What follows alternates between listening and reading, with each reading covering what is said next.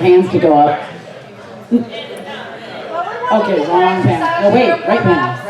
What? He was trying to get the horn It's up just a there. hands check to make Oh my sure God. they were still available. What? It was just a hands check to make sure they were still available. Thank you, Linda. Okay. Welcome to Boinking Beasties. All right, couple disclaimers real quick. We're just going to get this out of the way. All right? Now talking beasts. We're not talking about fantastic beasts. If you're here for fantastic beast kind of stuff, you're in the wrong place. All right. Secondly, if you're here for a bestiality panel, also probably the wrong place. So I highly recommend if either of those were your high desire that you please take yourself out of here. If not, please stay. Go have a good time. All right. We're going to start off with introductions. I'm Tamsin Silver. I write urban fantasy and historical fantasy. I have Sky the Dam, which is a web series and now a book series that is out, and I have some on the table here to sell tonight, so please save me from taking them all the way back to New Mexico. I am not taking them home. Yeah, as John Hartness always says, buy my shit. Buy my shit.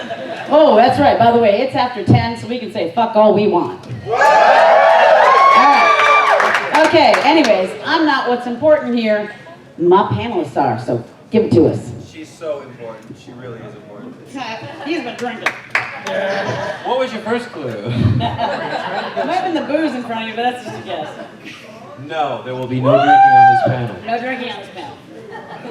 I'm Chris A. Jackson. I you gonna write a dehydrate? lot of tie-in fiction for game companies. Yes, there's kissing. I shocked a lot of people by putting a kissy book in an RPG tie-in fiction for Paizo Publishing or the Pathfinder Tale, and people loved it. Not only that, it was a trans-species romance. There were scales involved. Don't give too much now. We got some questions. Hold on to all that. So yeah, shocked everybody, and people loved it, so we moved on, and I write all kinds of stuff, fantasy, science fiction, horror, like I said, a lot of tie-in stuff for a lot of different IPs, and I'm on my shit. I'm up in the dealer's room in America's Mark, so I'm there. Come see me. My name is Robertson. I write the Persephone Alchemy series and the Eminence series. In the Persephone series, there was no smut in book one. Oh, just book one? I was strongly encouraged to put it in book 2, so I did. And then I opened book 3 with it, and they said, you can't do that. And I said, you started this train wreck. You can't unclose the door. Right? My name is Terry Maggert. I am by far the dirtiest person up on this panel, even though He writes erotica. Almost you, all over you guys when you said that. We're not gonna Interspecies, humans and zombies erotica, and trailer park erotica under one of my pen names, Swedish and Drizzle. This is going to be And fun. why is Trailer Park the scariest of all of those? Because you know it. God dang. And I would like to give a shout out to my life partner, Francis, who couldn't make it because, well, that's it.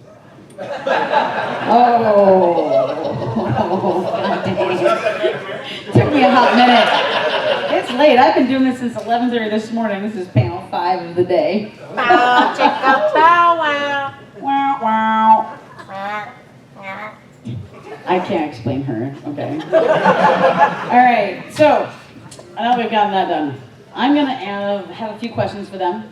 And then once we've answered those, or if they answer things that I have on here and I run out of shit to say, we're going to open it up to you guys. So be prepared to ask some really raunchy and fun questions. All right, so my question, first one is, what book have you written that placed you on this panel in the first place, and why? Yeah, we'll start with Terry. I've got zombie erotica under It's Cool to the Touch, it's called. I've got Interspecies Alien Sex by Joseph Lover story. Is your microphone on? Hello? I've got interspecies alien sex between a tiger race and a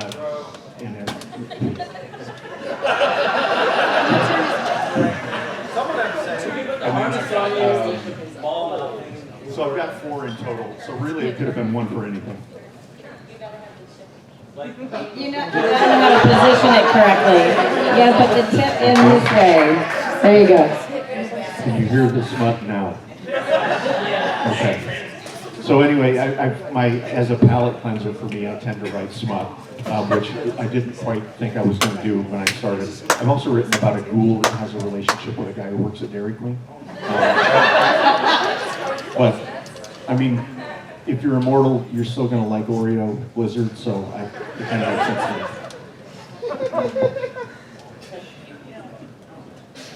Fuck you, Chris. Because you passed it down to him to make me follow that. Well, I know what you were doing. I knew exactly what I was doing. Exactly.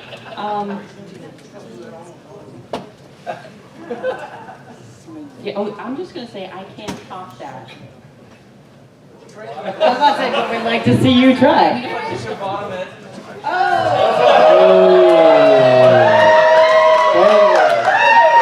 Hershey Highway, here we come. Over at you. Okay, so like I said, the first time I got into anything that was like trans-species, I was writing for an RPG tie-in novel, and this is role-playing games, right? This is Pathfinder. This is the best-selling RPG tabletop for several years, right? And they said, okay, PG-13. So, okay. The pirate captain's in love with his lunar Naga navigator, and she's like, snake from here down. So, complicated relationship. Not only do they not share biology, but she's venomous. But there's magic involved, so she can transform, but she was a little freaked out with the whole, look, I've got legs, and look what is between them. Where did that come from? And so she kept her fangs and bit him As you do. the first time. Well, you know, hey, there was a passion, it happens. And so then, not only did he almost die, but he got inured to and then addicted to her venom. So, totally, you know, dependent relationship both ways. Then when they have a relationship problems, he goes through withdrawal. So my editor's comment was, do you realize he's addicted to her secretions?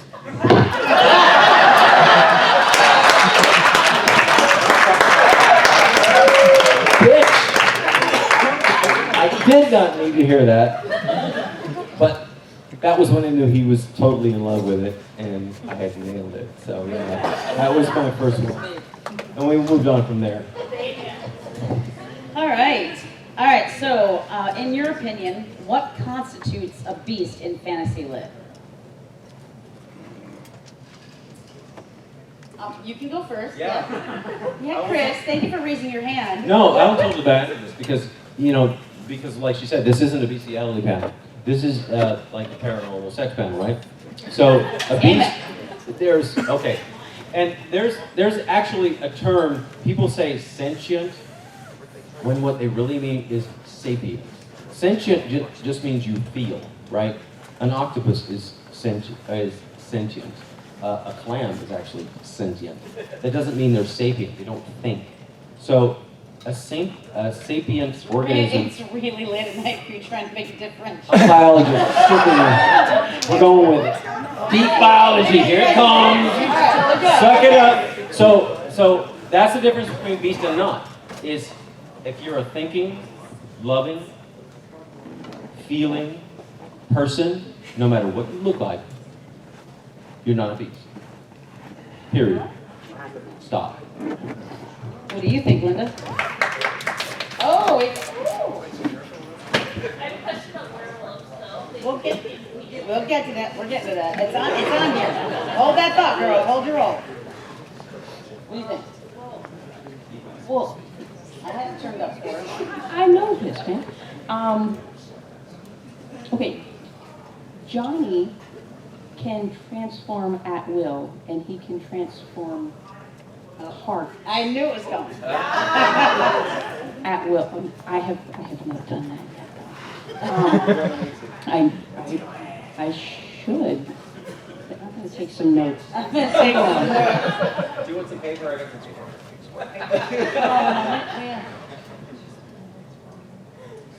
We are here for you. And here's the movie. I've never said that to me before. No one's gonna want to read this panel. Oh, really? From a human perspective, maybe beast is somebody that you're not ashamed of. Or shame is a powerful motivator for us. I mean, not to get too, but we use shame as a motivator, and it's also sort of a lens through which we translate a lot of our relationships. Beasts don't necessarily have to be fanged or clawed or feathered or whatever.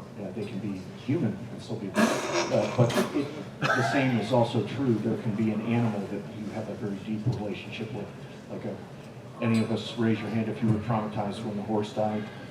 I mean, I like it that he doesn't have to explain what he means. I mean, somebody cosplayed that here, by the way. That was, there were 45-year-olds weeping, But yeah, so being a beast doesn't necessarily, it's not entirely physical. There are also a lot of people who are anti-heroes who could qualify in my eyes as beasts. So, do you want to answer that question, Linda, or are you still taking notes?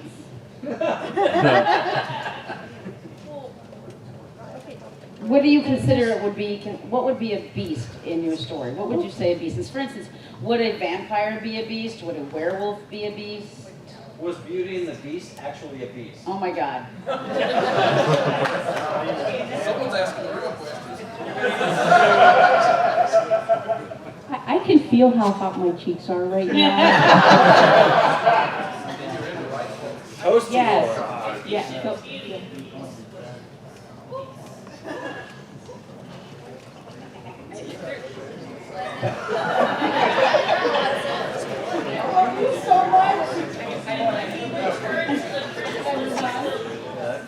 Okay.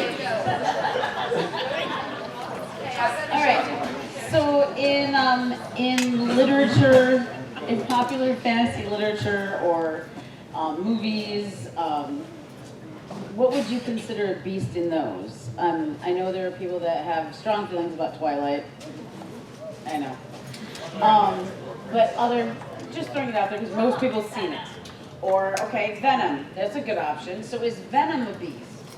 Or who would you see in some shows that you might be like, no, I don't think anything sexy should happen there, because that would not be cool. What would... The Vapors!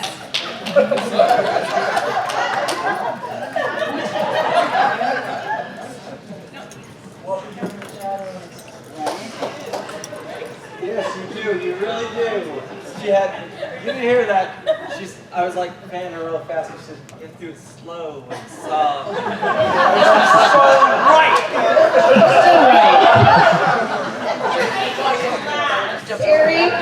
Terry, save us. Tell me. Think of.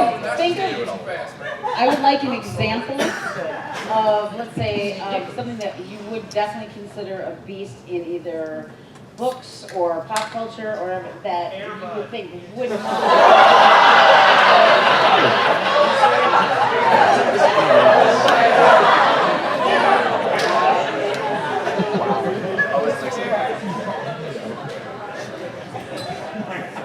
Or is there nothing you wouldn't do? Right. I'll do anything for I would Sorry, not, okay, I would consider anything from a sheer threat standpoint, anything that's going to hurt me back would probably be a bad choice. But let's talk about... Wait, you said hurt you back. So he's going first to actually hurting, but it's the hurting back he doesn't like. So play on. Banana. 38 letters long, and there's a...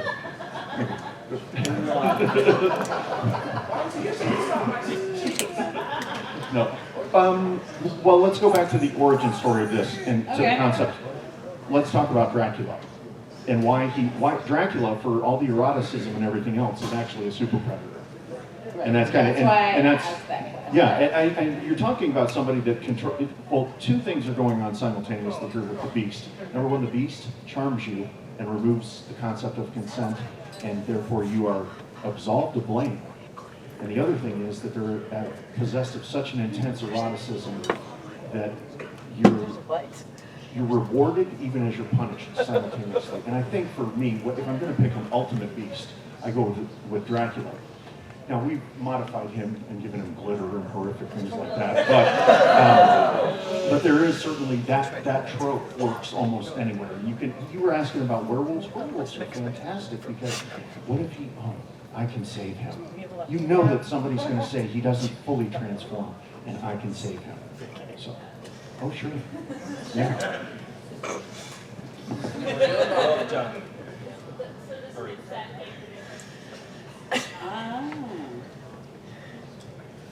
Okay, just a little tiny bit. You can be human and be a beast. Don't go there. Don't go there. Pretty much, yeah. I don't know exactly where the line is, but yeah. Which is funny because my There are a next lot of question human beasts honestly out there was, right where's now. the line? Cover. I'm not kidding. It says right here, where does that line fall between beasties and beasts, or bestiality, or what's acceptable and what isn't? Like, is there anything when you're writing that you're like, yeah, I really can't go there? No. Okay, I say yes because I'm not.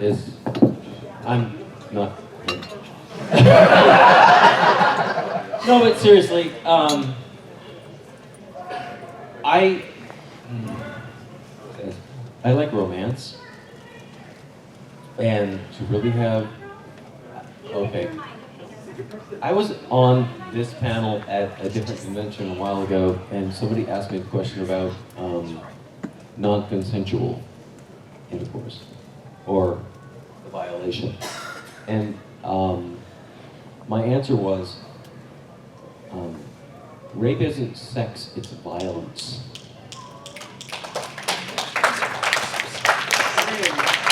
So I don't go there unless I'm using it as a plot device to paint somebody as irreprehensible bastard or bitch in some millions. And I don't want to go there. I don't want to downer everybody, but that's the difference between a beast and not. Somebody who takes something from you, punishes you in that way, that is a beast. Whether you're sapient or not, that is a beast. But what if they say, punish me, daddy? And then Linda comes out with love that. you, but that's consent. That's consent. Okay. I'm not here to answer questions, I'm just here to throw some zingers. Good to know.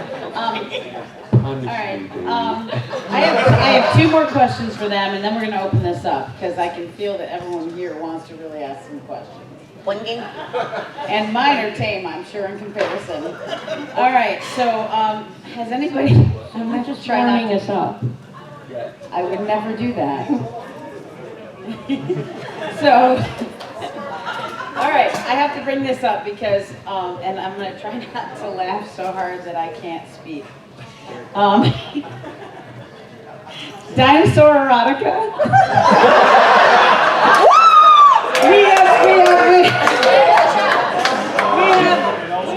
We have some amazing titles, like, and you guys, this is real and they're on Amazon. I'm not making this up. Taken by the T-Rex, Ravaged by the Raptors. My favorite one, let's see, Pimp Dino. Alligator Raiders. Taken by the Pterodactyl. Oh yeah, no, my other favorite. Space Raptor Butt Invasion.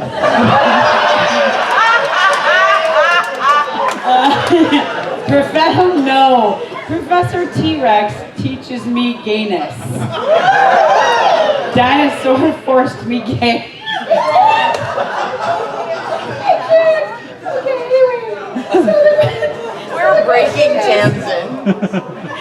You guys, you have to understand, the people who wrote these made tons of money. They charged like maybe $1 or something, and they ended up taking off, and these women quit their day jobs. I'm not kidding.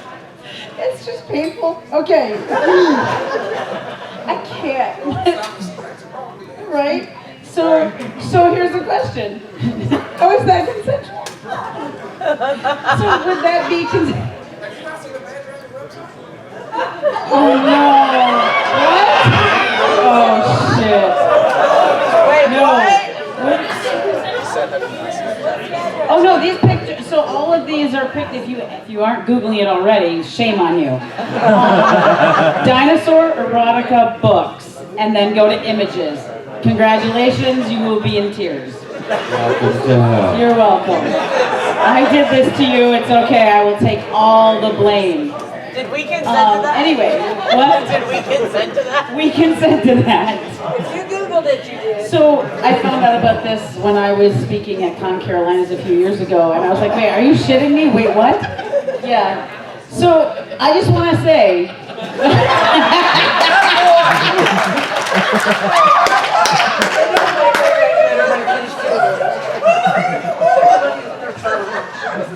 so on the topic of dinosaur erotica. I can't believe I'm even going to make this even a question on a panel. Would you consider that bestiality or not? Not only, yes, I would consider it bestiality, but would I write it? Fuck no. The pictures are just priceless. Yeah, well, okay. I will admit I am a whore. I will write for money, but I have standards. Everybody who has their phone out right now, I'm like, yeah, baby.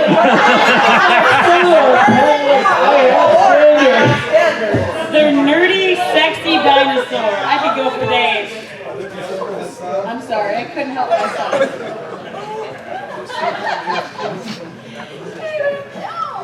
Bring it.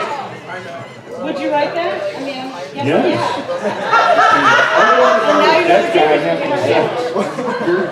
I'm pretty comfortable with. I mean, I wrote a story about a guy who has a pet chicken named Carl, who has a relationship with the next door neighbor's cat. So I think we've already established my parameters. Oh, was that an Oxford comma thing? I should. Sorry.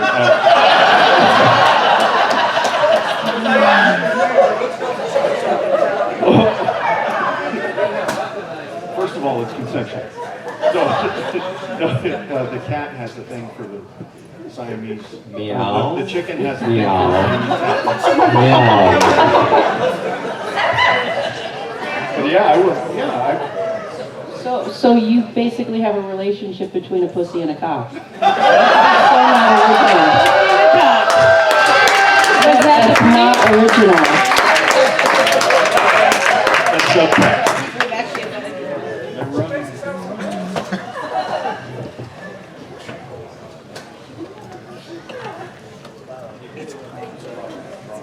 I was probably drunk, he says. All right. I know we sort of already answered this, but in all seriousness. Oh dear God! Okay, wait, before I get to that last question, please. Malachi's on the phone. Okay, honey, what are you doing? What's going on? Dinosaur erotica. She Googled it. You're welcome. Right about now, Amazon's like, what the hell? 5,000 people just Google dinosaur erotica. Oh, it's Rush. Top of the best sellers. All of a sudden. Millions of dollars all of a sudden. I'm Oh my God. Okay. All right, we'll bring it back down. Bring it back down. All right. This is actually a series. No, we wanted to stay You up. want to stay up? Okay. Sorry about that. Okay. Where? All right. So I am better than sure you have Dragon's some questions for our panelists. All right, you were first back there. You're the hat. Go for it. Like a cyborg or robot.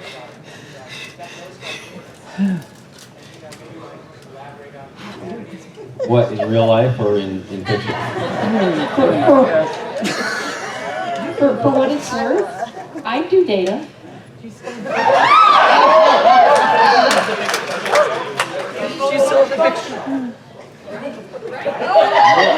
Multiple measured discoveries. I would do that. Oh, yes. Oh no, Darren. So I get a message. He has sent me an image. I'm afraid to even. Okay, so y'all, this is Darren Kennedy. He is an author, amazing author. Wow! And it's a picture, and it says.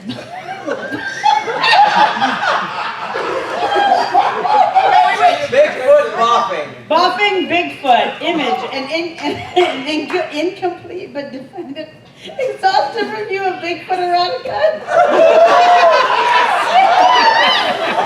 We have reached the realm of cryptozoology erotica now. I can't. I'm done.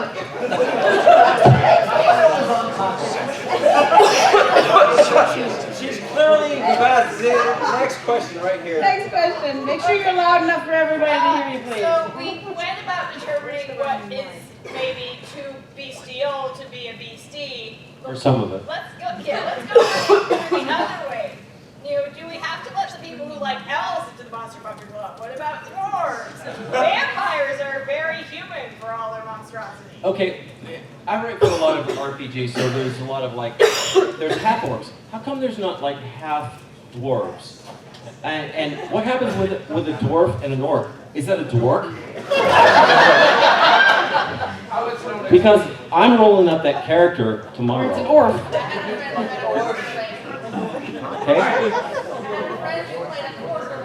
They're halfling and a human together, it makes a quarter. Yes, exactly, yeah. I like how that was so definitive, like it's real. Wait, is it? It's Dragon Con, so maybe it is. We do have a roaming microphone now, so just so you know. There's someone in, everyone's pointing at the person in the blue shirt, so I'm guessing we need to go there.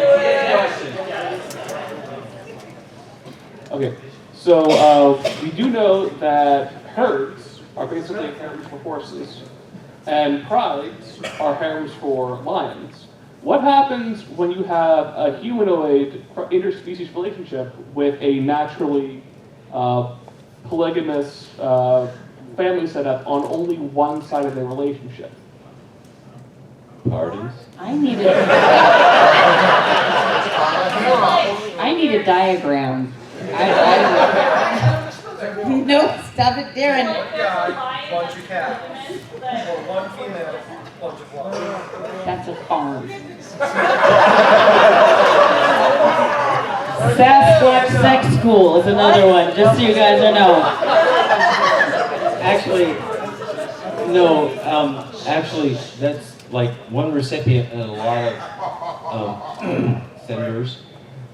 So, yeah, there are entire... Google it. You can be around there. This is better. Maybe you should let Terry. Yeah, let Terry handle that. He's busy. Very, very busy. Busyness, lots of busyness. All right, another question. One here on the end. So do you think stories like this are more well received now than they would have been 20 years ago? And have you noticed that the content is getting more graphic over time, or is that something you're keeping track of? Or Yes and yes. Not that I've been keeping track. I'm sorry that I have not. Maybe he has.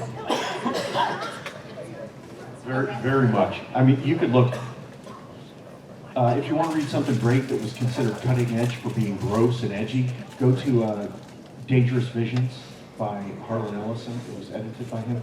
It's got stories that are on the cusp of acceptability. So check that out, and then look at what you're seeing now, and I think you'll see an incredible dichotomy. All right, we have a quick. 1968. How much ankle did it have in it? It's actually, it's got some deeply troubling stuff, and then like Vonnegut wrote a 500-word story called The Big Space Fuck. And it's fantastic. And it's just about 2 tons of frozen semen being shot at the Andromeda Galaxy. I want to know where they got that semen to inject. An all-male boarding school.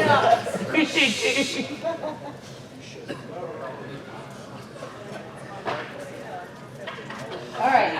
We have a question in the front.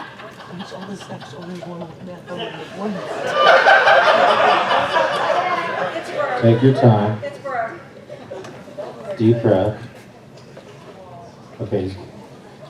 So we've introduced the idea that today it's worse than it was, but the icon of Boinking Beasties would be Captain Kirk. And we do have 30 years of Roger Corman films which centered around women from various places and sizes.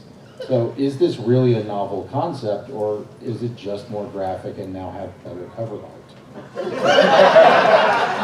CG has changed a lot. But yeah, Kurt was a pioneer. We all know that. He went where no man has gone before.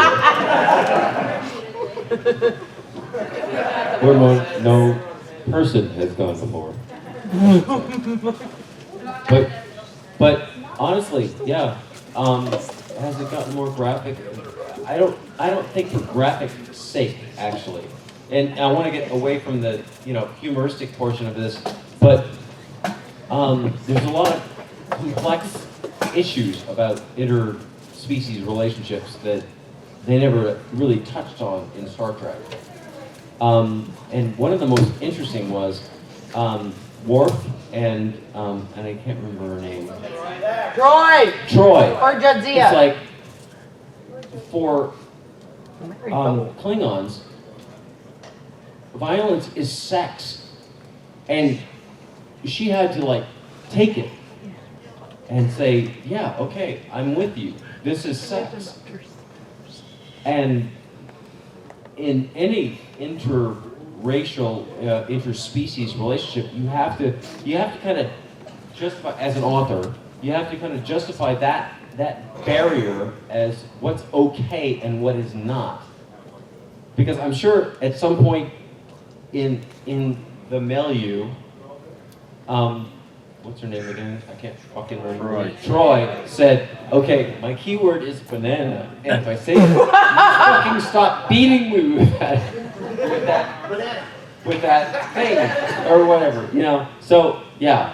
So that's the interesting thing about the interspecies romance thing is different people have different cues and different goals and different orgasms and whatever. So yeah, all that. Okay, you seem to know something about Worf and Deanna, so I have a